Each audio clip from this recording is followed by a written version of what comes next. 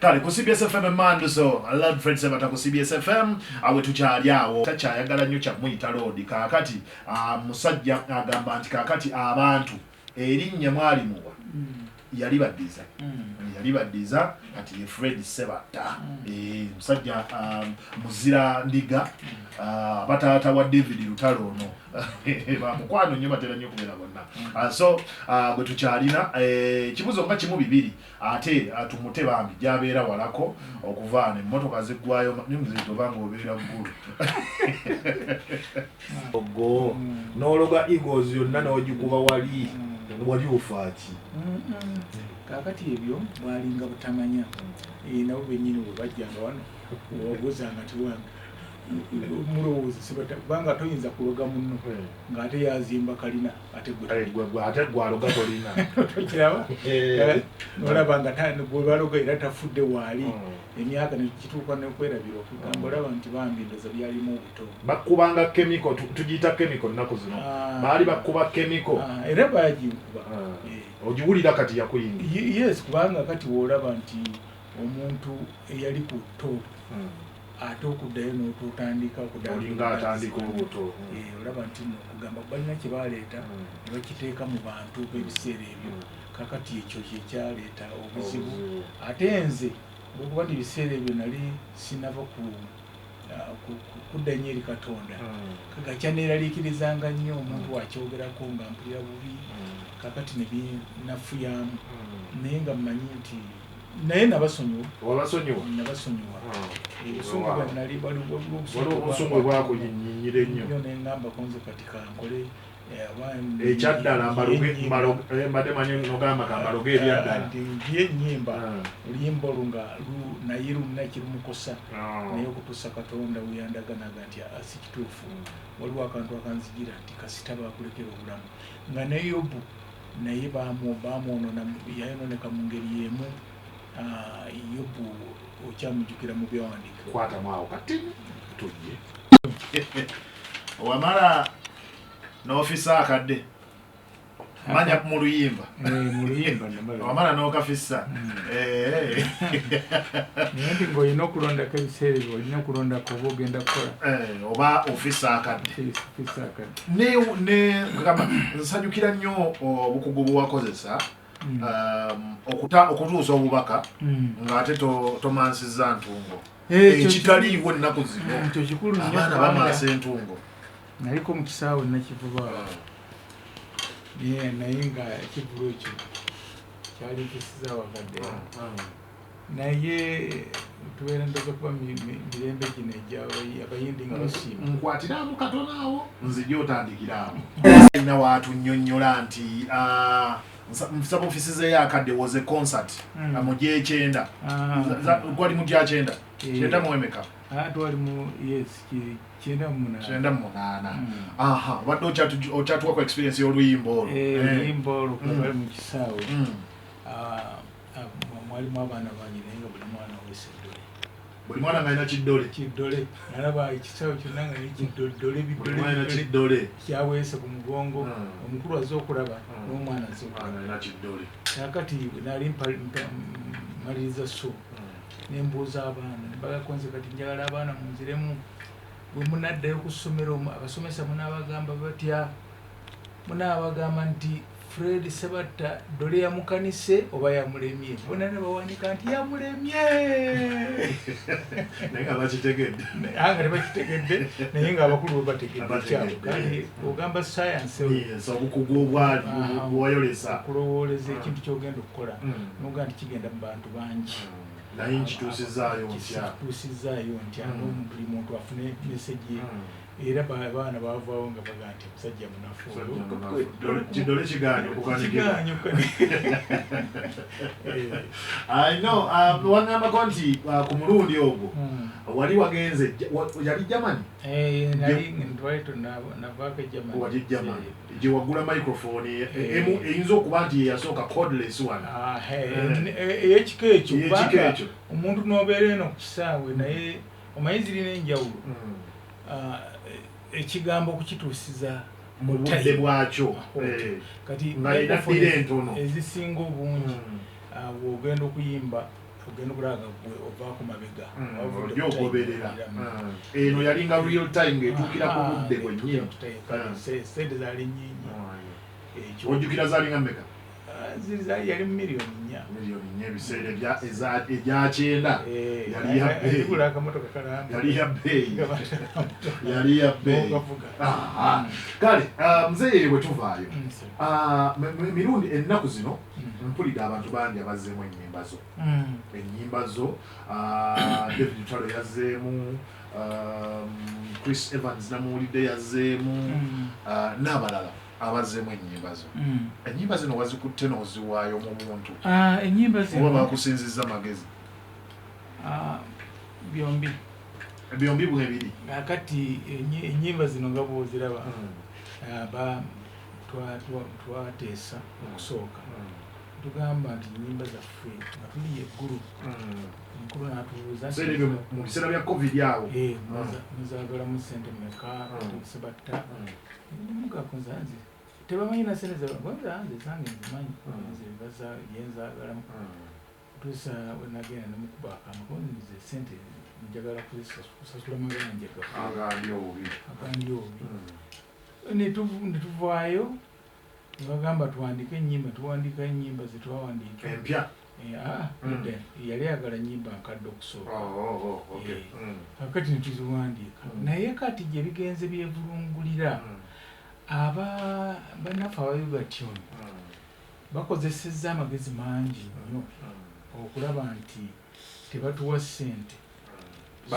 bakunzikiriziganya bo ne batandika okuyiiya ebyabwe nebayiiya okutuusa netugenda nga tujja twekubira enduulu naye nga simanyiiko gamba kubaga ssente kakati waliwo bannaffe abakolagana aba ugatune bakolagana ne chairman gyekikofiira kati ssente ezo ezisinga obungi ne bazeekomya baani abo sente ziri wakati wa DJ Kikofiira ne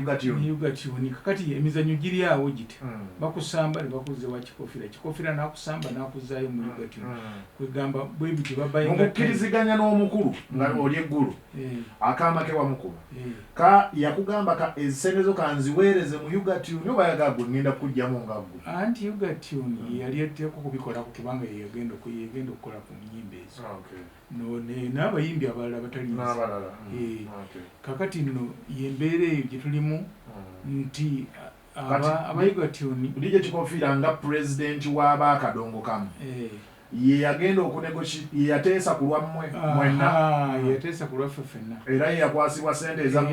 yakwasibwa ssente kakati omusango gubasingira aba Ugatune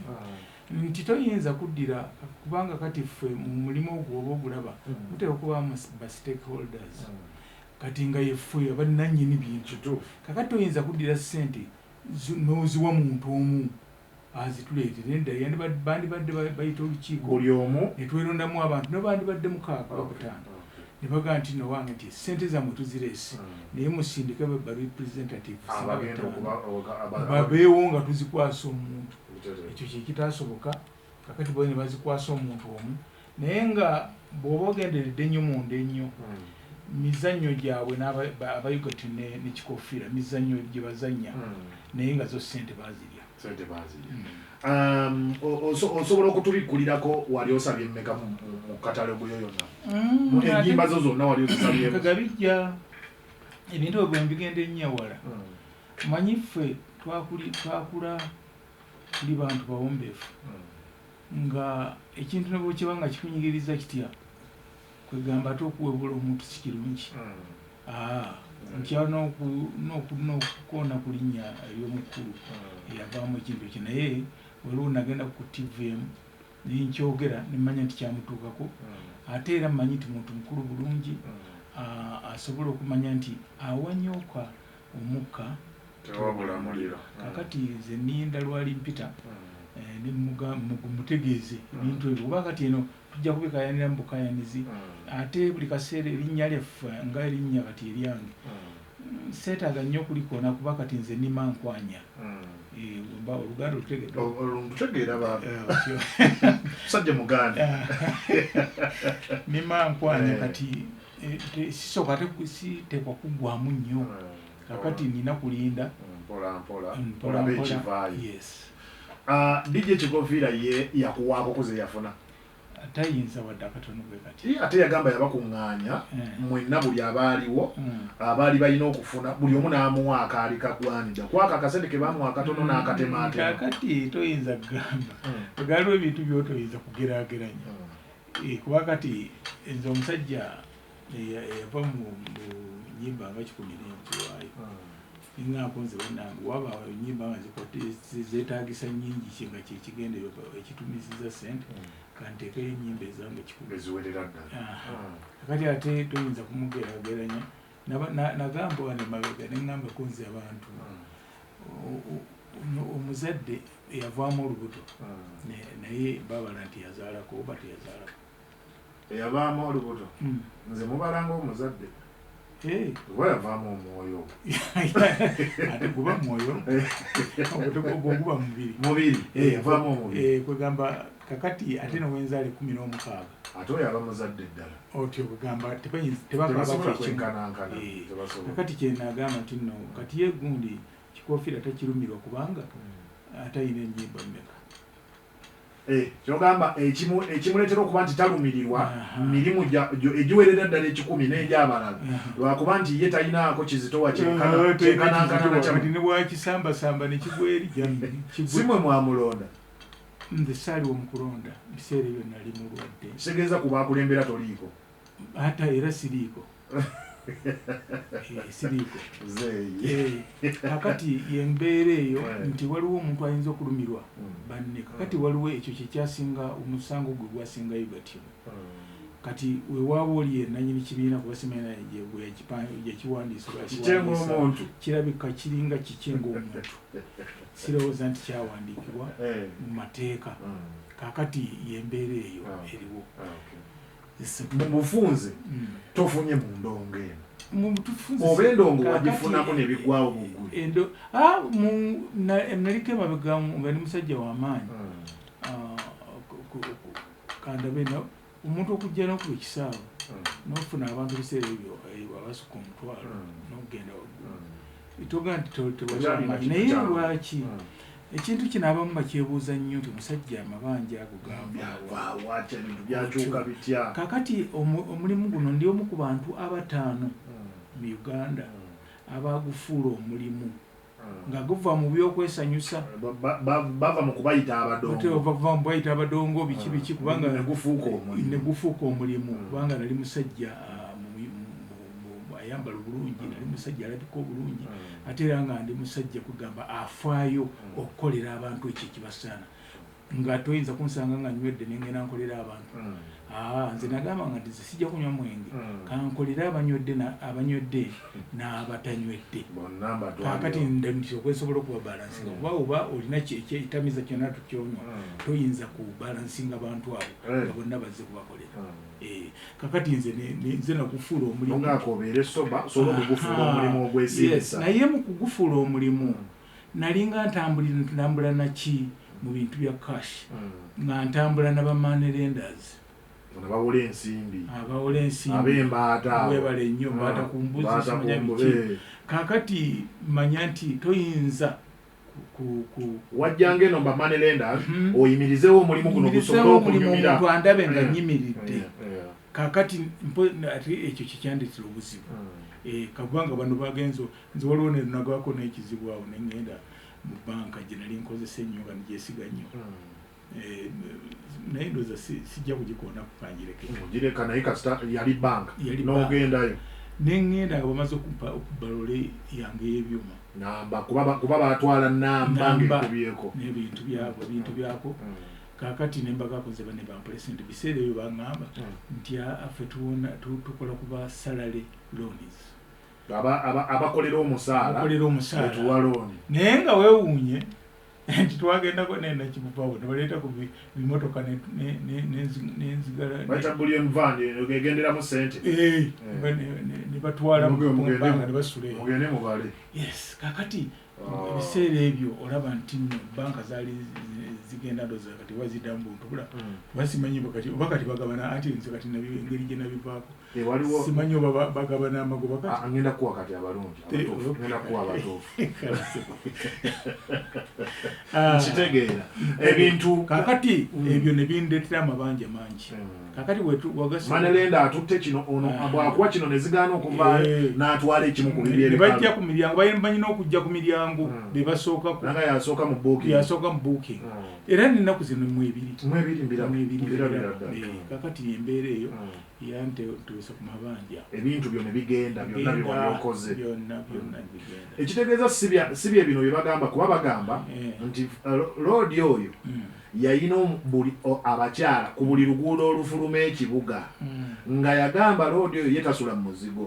buli mukyala yamuzimbira waliwo neyaŋŋamba roodi oyo ng'amanyi okugenda eyo Masaka n'akubira mukyala we gwe yalese ku lwehoyima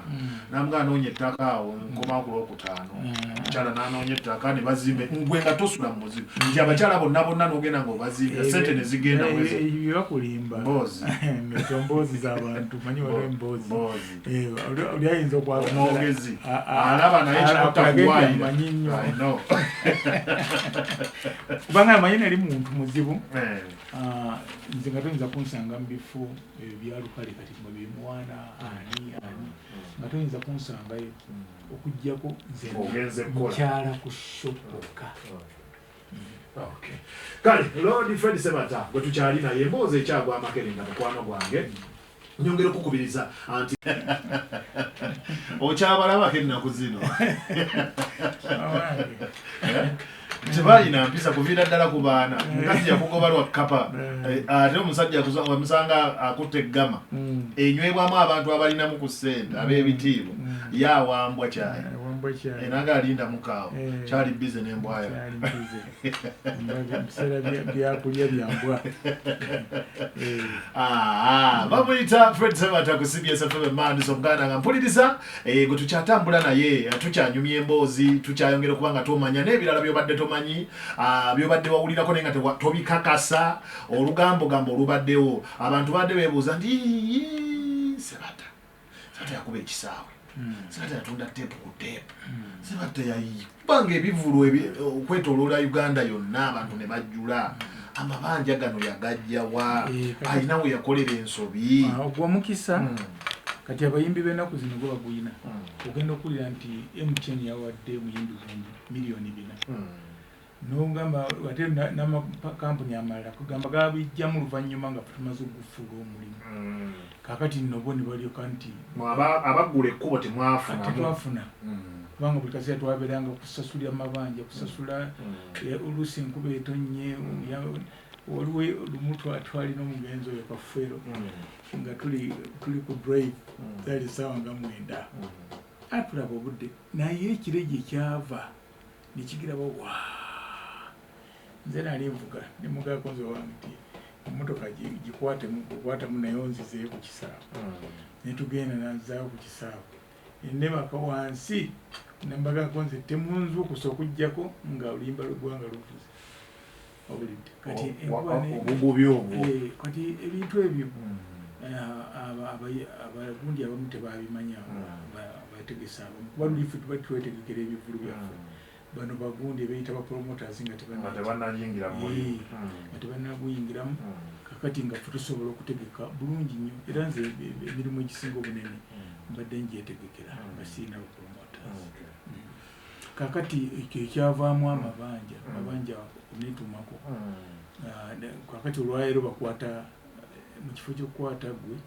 ate ndooza kati bakwata promoter kati kubanga bw'aba yaguyimiriddemu kale no bigenze nga bikaluba naye waliwo n'ebintu ebirala bizze kubanga waliwo emisolo kati gyetuwulira egitandise emisolo gyo gyatandise kati bali serious webale nnyo kati ate bapromota nabo beekozeemu mbwa ekibinja kakati ate batandika okutigomya ate abalala abategesa abalala olina kuyita waabwe ne bakuwa ebbaluwa kati bintu bingi omulimu guno ebiguyingiddemu nga tebyaliwo kakati kyovalaba nti waliwo abantu kakati nze nagajja ne ngamba banne tiwakyali bibiina ti ebibiina kati bonna abantu beekumirira ku kivvulu kimu n'osanga siddi nga ziri awo 200 nga tebayinza nakuggwawo kakati nga njagala nnyo nti abakulembeze bano bayolowooze ku kintu ekyokuzaawo ebibiina. Twafunanga gurupu nyingi ffe mu kadongo kamu twalina gurupu nali nkulembera gurupu 25 naye nga zonna zikola ez'akadongo kamu. Kakati olwaleero luno tewali ayina kibiina nze namunoonyeza nambula tewaliwo. Buli omuntu omubuuza omudongo ono oli naye kuva ddi kutuuka ddi nga tayiza kyanukula nga tulina ddiigi lwajja tulinayo akantu lwajja kakati teguba mulimu ndowooza Africa ekyakuumya ekintu ekyoegenda okubonako nti bannaffe matovu ekintu kye yakizimba tekiggwerera kakati bo bateeka okubanga buli bwebali n'omugandi kati nga baddazi wonna omuga nti abayimbi bameka boyina addamu nga takutte ate n'abadongo bameka boyina era nakyakimanyi bulungi naye zino gurupu ngalo zonna zaagwa olw'ebizibu ebyo byava ku covid naye yazza nnyo bantomewe ate nga tannaba covid era akyatugaya. Mwami Fred Ssebatta olina abazzukulu kati olina abazzukulu ku ssaawa eno osobola okuwa muzzukulu amagezi okwegatta ku music ku byoyiseemu byonna okyasobola? Era omwana owange waka abadde bakyasomaawo bali nkyalinayo omwana era asoma naye nenkusanga ku ndo lwaki byekutuusizza olabye senga kitange nga yandaga endongo yandigenza okufa nga simubuuza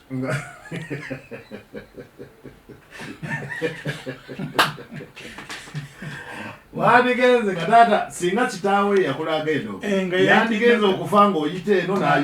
nayite temwebuuza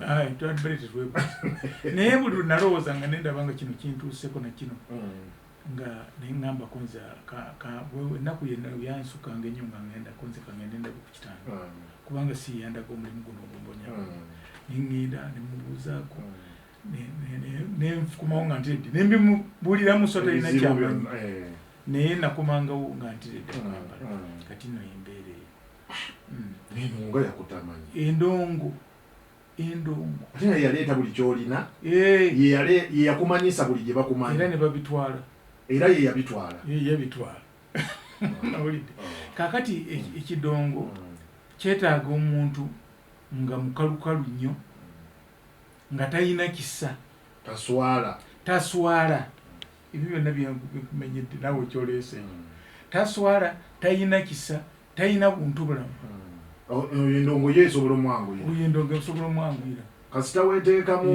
kino ekyokuba nti banaawulira batya kasita obalaba banandaba batya banaawulira batya endongo enaku zino tosobola giveeko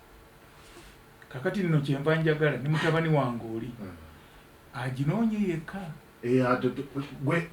toyagala kuba omu kwabo abagenda omugamba nti wano walungi kwatawa era waliwo abagamba taata nsobola nokuba oluyimba ng'amaze okusoma kunze wowe osobola okuba eweebale sina nakyali kyemmwongerako kubanga ntyamugamba nti kakati notandikiraawo katikola bwoti agambe taata naawe akukyawo kitange siyakindaga kitange siyandaga nakyeraga nze kabuli nabonaabonanga kinatuukangako ngandaba nze nakyewakireetera tewali yakutuma okujjako gwe wenyini eyezuula nga kaneesuule muyoleko eno awuliriza CBS FM Manduso wetuli omukulu Fred Ssebatta tukyayongera okunyumya tukyanyumya emboozi ate n'obuyimba obupya ajja kutubuulira oba waliwo endongo empya because abantu bali mukumbuuza muzeeyi oba waliwo endongo empya twasemba okubeera wano wali olina akayimba koolina kaali kakulimeera wali olina akayimba kokubyako okulima ndowooza otone sempijja yaleetera ebintu empaka ziri ezaaliwo waliwo akayimba awo akapya simanyi oba olina music omupya gwewandiike obeera endongo yakutama oyimba eyo eriwo nedda nti kati nze gwekyakwata nze mwembi ng'oli wakufa nayo kakati enyimba empya naye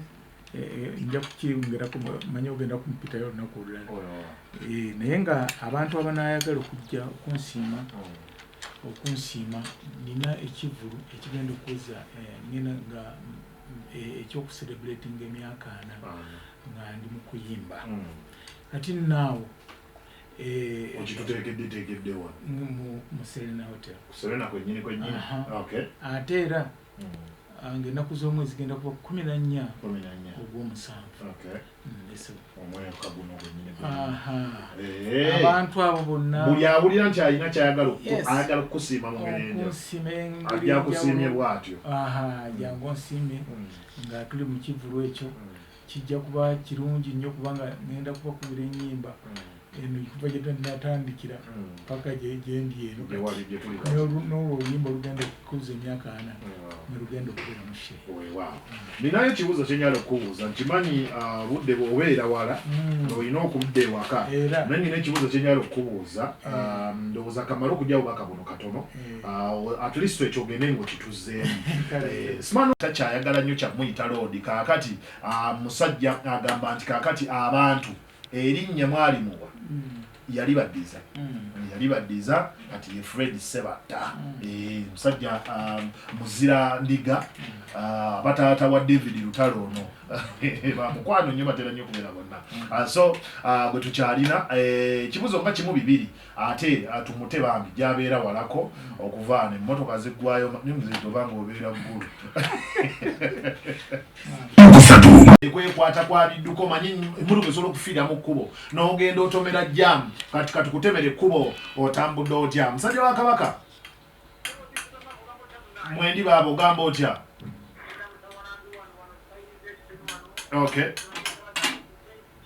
bannabuddu twesiime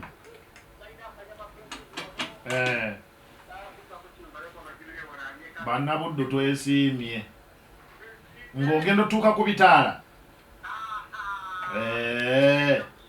ogenda otuuka ku sheera awo ntera obbala mbamanyi awo mpitawo buli lunaku mbamanyi abo wangi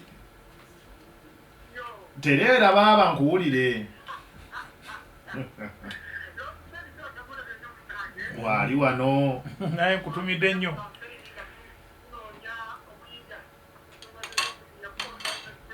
ezibula atudde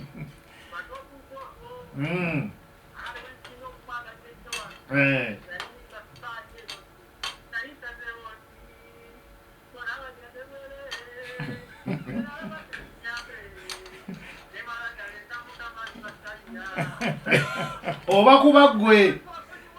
kuba ggwe baaligenze bwereere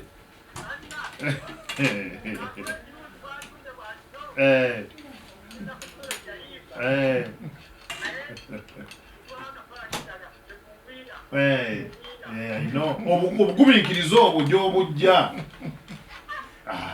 muganda wa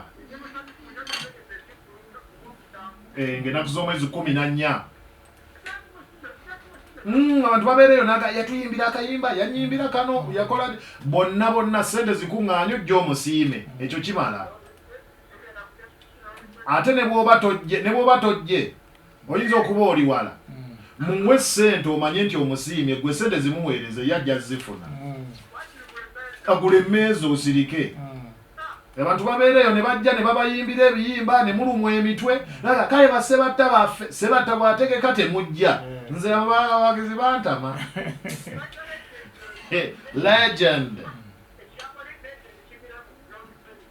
si legend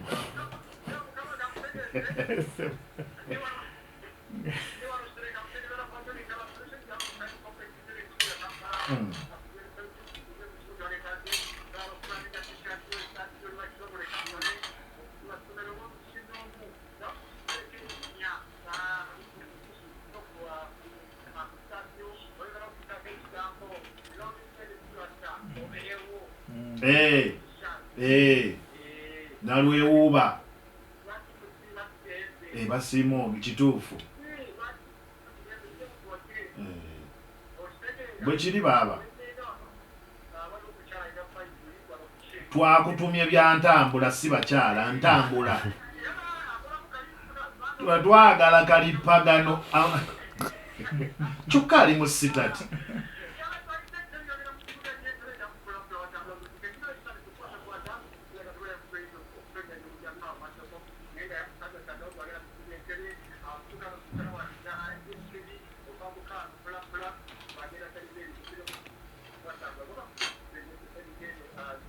Namu Yanoba kati tufu lyeririwe tufu ye namuluuta Namu Yanoba paatike ye paatike Namu Yanoba kale ku CBS FM Manduso Lord Fred Sebata ku CBS FM awe tukyali awo twagala kumwerekereza naye nga sinna kwerekereza ndaba kaakati ennaku zino omukyala ayimbira walala naawe obeera walala temukyabeera mwenna what happened abantu beebuuza naye ensonga nkulu ebalumya omutwe kakati ate ani aluma omutwe nange kwendi kubaluma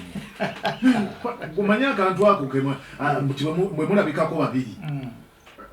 performance gye muteekawo yanjawulo kati maama mulaba eri gwate gwe oli side eno eya lutalo nnyo gye nkulaba obeerayo nnyo newalala newalutalo tokyakola kakati mu kugonda okwo ye mukyala atateeka okubanga naddukanya kubanga yakyali mugumu kakati ebyo naye ebyo abakyala era kati bw'osanga emyaka kati geyingonga egyaffe ne wabanga waliwo ekintu egamba waliwo baga nti weetentugulanga anyuma ebyomuzaaliro wasobola banga omukazi nga yeetentugula anyumye buli akabadde muzaaliro amanyanga nti kutegeera mulamu mutono kakati naffe ebyamaka kizibu nnyo okubireeta kumpe wano kubadde oba n'ebikusumbuwa oteekwa okuba omusajja omugumiikiriza w'emmizi kakati byebyo kubanga omwana omukazi yenna nze kasitamba nga namuzaalamu omwana muwe ekitiibwa kye kubanga bagande ekitamu kyewali ofumbyemu tomala gakitamu eve ebeera ntamu kakati ebyo abantu tebabinsuubiramu nnyo mbadde mmanyi tuwaliwo bangi nnyo abagala okumbuuza ku bintu ng'ebyo naye kati obadde omaze ebbanga ng'okimanyi babyagala yes oli maama w'abaana ayina abaana be bakulu bakuze batuuse okukwanyisigana naye ebirowoozo nange okukwanyisigana nange ebirowoozo kakati ati tuyinza kudda mu buntuntu obwo bwe buti okwesimasima naye abavubuka boogenda okuwulira nga yakikubyewo dda nga ayasizza ebyama byonna abyanisaawo ekitamu akyasizza olwo waliwo nali ntudde awo nabawo omuyimbi yali wakadonkamu n'ayitawo ne baŋŋamba Lord Fred Sebata tayagala musajja oyo mukonzi lwaki omusajja nasimanyi mu ndalo nga oyo kwe kuva ebizibu byonna byalina bakulimba nze ni musajja nga naye muyimbi wakadongokamu tomwagalira ddala sirina nze gwe siyagala era tewaliwo gwenyinza kugamba nti yavaamu ekirungi byavaako ebizibu byange byonna mbikugambye butereevu n'abantu ne babiwulira sirinayo kirala kyonna kiyinza kunzija mu mbeera nkugambye nkyala wantu omukka wenkyala nganzize kukola nolaba omusajja ayambala bulungi alabika bulungi nja mu kiti ekyo kyendimu omanyi olwokulaba Sebatta naye nga toyinza kukkiriza nti naye nze wosanga ku stage era omanya nti Sebatta kale mukama wange njagala musikirize nsibule abantu baffe kamuwe kati nga tonnagenda kamuwe kati okkiriza ndi mu industry muno mwoli mulimu eddogo tutya iddugu lingi eddugu nolanga ono alina byagiraagira ono asiraane ono n'atetenkanya asobole okubeera sita ebyo wali obirabyeko mu industry nze sibirabanga kwera sinza bikakasalaoba lwakuba walokoka anti omulokole atalogwa teri ddogo ery'Abayisirayiri. Kakati toyinza kuŋŋa nti ologa ng'ate waliwo asinga amaanyi ery'eddogo nga tumukoowoola nga akulamula bw'aleese eddogo ligenda. Walokoka lwakwagala? Nalokoka oba wakiwulira mu mutima? Nakiwulira mu mutima nga kinumiriza naye ng'era akalandira kali kaava ke ka loodi ntera kulowooza kulinnya eryo naye ng'akonze naye erinnya lino liyinza n'okundeeta emitawa nanze loodi we nagenda okukwatula loodi nga muwulira mulala kakati noga ddala yenza nze nemwente okubanga abasajja bebayita baloodi bano abazungu abeepangapanga ennyo bw'atuuka awo bamubadde mulya mmere mwenna agulira bugulizi bantu mmere nze nagenda okola nga sisobola nagula sowaani yakubi abamuntu gwe mbansanze mune nga tekaye wakiri njikirizeyo mugulire sowaani emmere kati nandikonze kati erinnya lya loodi wannyo waawo munnange taata nogende wa Pastor Kakande n'alikuwamu milioni 15. Ebyo sijja kugenda mukati saawa eno kwandi kusibula abantu tujja kugira olunaku lwabyo tujja kulaba olunaku lwabyo naye nga manya yali loodi kakati yalunaku lulala kansibula abantu abawagizi bange mwenna abantu bonna mbawa ekitiibwa bannange n'embeera zendimu buli muntu muyita ku lunaku lwanga 14 ogw'omusanvu ajje unsiimeko mu bulamu buno nga nkyaliwo okusinga lumunaagira n'ekirala waliwo abantu abali baŋŋambye okukwata ennyimba zino eza abaana bamwe bajja kuzaagala tuzikwate tuziddemu ate tuzikwate mu vidiyo kati oba olina engeri eyo obusobozi. Sakayanja waliwo nina mukwano gwe bamuyita Sakayanja wa Roots Media akwata vidiyo nti ogamba asobola yenna ajje mutule ku mmeeza tutule ku mmeeza kubanga bibaako engeri yabyo kakati esimu yange gibawe kwe bakufunira nja kusooka eya Airtel eri 0709 mukaaga 88 158 gibadiremu 0709 mukaaga 88 158 ereeta amannya ga Sebata kyonna kyoba otaddeko newotekako miliyoni kati mpulira bakiriza ne miliyoni zigendako ate endala kakati endala ya MTN eri 0777